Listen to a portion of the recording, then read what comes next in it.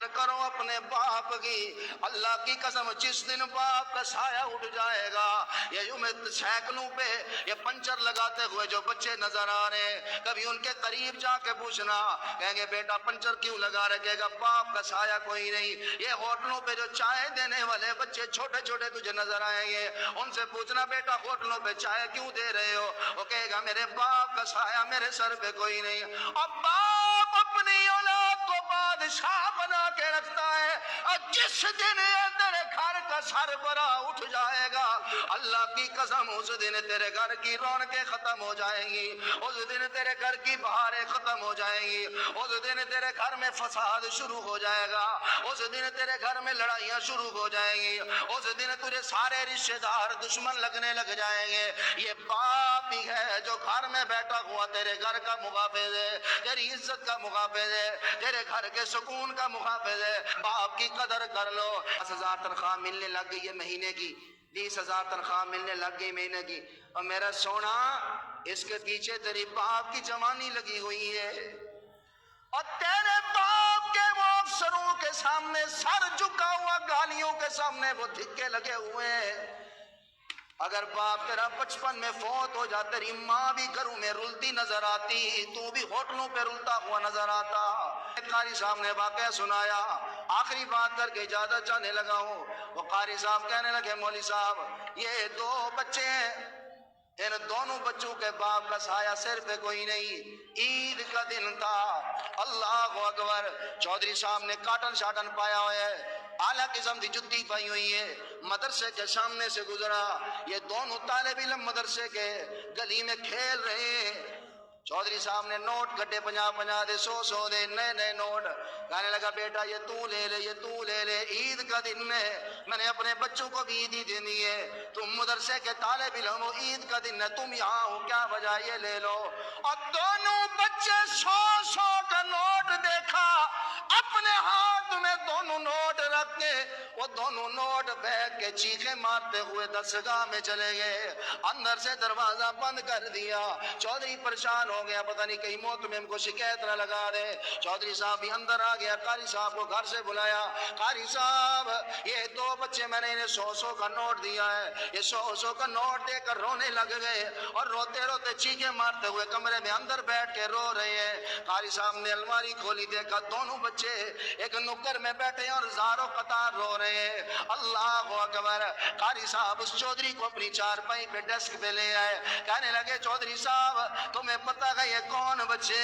یہ وہ بچے ہیں جن کے سر پہ باپ کا سایہ کوئی نہیں، ان کے باپ کو مرے ہوئے 2 سال ہو گئے ہیں، ماں ان کی مدرسے میں داخل کر گئی ہے، میں نے انہیں خط بھیجا اس کی ماں کو کہ اپنے بچوں کو چھوٹی عید پہ آ کے لے جانا، میں تجھے اس کی ماں کے خط کا جواب دکھاؤں۔ اور قدر کرو اپنے باپ کی، اور قدر کرو اپنے باپ کی۔ اور تیری ماں ساری زندگی اگر گھر کی 4 دیواری میں سکون سے بیٹھی رہی ہے، اللہ کی قسم اس کے پیچھے تیرے باپ کی محنت ہے۔ اگر تیرا باپ نہ ہوتا، تیری ماں گھر کی 4 دیواری میں نہ بیٹھی ہوتی، تیری ماں لوگوں کے گھر کپڑے دھوتے ہوئے نظر آتی، تیری ماں لوگوں کے گھر دکے کھاتے ہوئے نظر آتی۔ قدر کر اپنے باپ کی۔ وہ کہنے لگا تمہیں ماں کا خط دکھاتا ہوں، تمہیں ماں کا خط دکھاتا ہوں۔ قاری صاحب نے ماں کا خط کھولا، اور لیا والو اب بھی مرضی ہے تمہاری، اللہ اکبر، خط لو کے پڑھنے لگا، کہنے لگی قاری صاحب میرے بچے 2 سال ہو گئے، میرے سر پہ خاوند کا سایہ نہیں،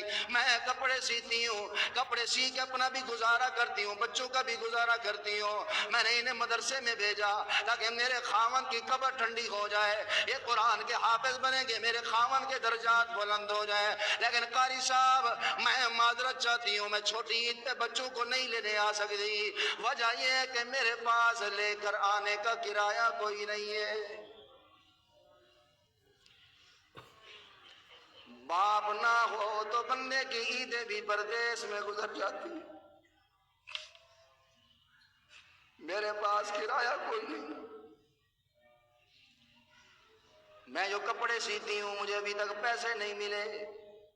قاضی صاحب کوئی بہانہ بنا لینا، میرے بچوں کو پتہ نہ چلنے دینا کہ ان کی ماں کے پاس کرایہ نہیں، ایک مہربانی کرنا، انہیں بہانہ بنا کے چھوٹی عید پہ چھٹی نہ دینا، میں بڑی عید تک پیسوں کا انتظام کروں گی، انہیں اپنے پاس بلا لوں گی۔ قاری صاحب نے دونوں بچوں کو بلایا، چودھری کی بھی آنکھوں سے آنسو ہیں، دونوں بچوں کو بلایا، کیا بات ہے بیٹا، تمہیں اس نے 100 روپے دیے، تم خوش ہوتے، تم رونے لگ گئے ہو؟ ان بچوں کی آنکھوں میں یہ باپ جس کا نہیں ہے نا، اس سے پوچھو اسی کتنے بڑے ہو گئے، کتنے بڑے، یہ جمیل صاحب کتنے بڑے ہو گئے، یہ قاری عبدالرؤف صاحب کتنے بڑے ہو گئے، شفیق صاحب کتنے بڑے ہو گئے، لیکن اگر باپ ہمیں اب بھی 100 روپے کا نیا نوٹ دے، اللہ کی قسم عید اسی دن مانیں گے۔ دونوں بچے آئے، بیٹا تم تو خوش ہوتے، تمہیں 100 روپے خرچہ ملا۔ وہ کہنے لگے نہیں قاری صاحب، ہم کیسے خوش ہوتے، جیسے اس نے ہمیں آج 100 نوٹ دیے ہیں، عید والے دن ہمارا باپ بھی ہمیں ایسے عیدی نئے نوٹ بھی دیتا تھا۔ 2 سال ہو گئے پیو کوئی نہیں، ہم نے نہ نیا جوتا خریدا ہے نہ نئے کپڑے، ہمیں تو ہمارا باپ یاد آ گیا۔ مہربانی بھائی، اپنے باپ کا خیال، جس دن اس کا جنازہ اٹھے گا، اللہ کی تم میں کئی بیٹھے ہوں گے اب تھاڑے مارے ساڑھا ایک دن واسطے پیو آج نہیں آئے، مہربانی کرو بھائی، یہ باپ تو تمہارے لیے اپنی جان پہ کھیل جاتا ہے، کچے گئے